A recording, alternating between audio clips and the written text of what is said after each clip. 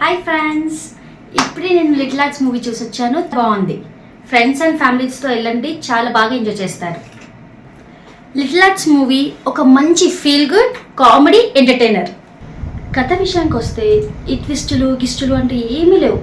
ఒక చిన్న పాయింట్ పట్టుకొని చాలా అందంగా చూపించారు.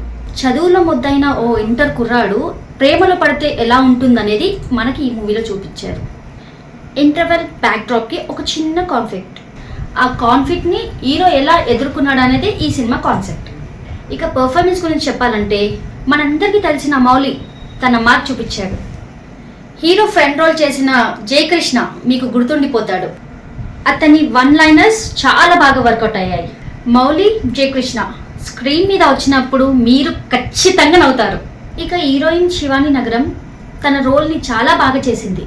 చూడ్డానికి కూడా చాలా అందంగా ఉంది. రాజు కనకాల గారిది ఈ మధ్యకాలంలో వచ్చిన మూవీస్లో ఈ మూవీ ది బెస్ట్ పర్ఫార్మెన్స్ అని చెప్పొచ్చు.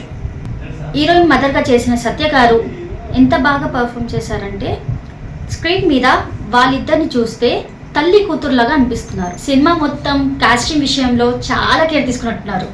డైరెక్టర్ సాయి మాల్తాండ్ ఒక చిన్న విషయాన్ని తీసుకొని మనని 2 hours నవ్విస్తున్నాడు.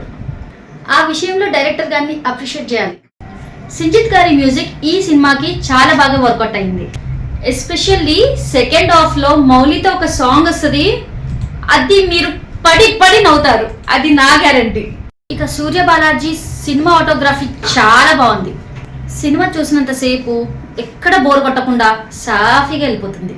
ఫైనల్గా సినిమా గురించి ఒక్క మాటలో చెప్పాలంటే little arts is the best entertainment rom com. ఇది friends little arts movie review.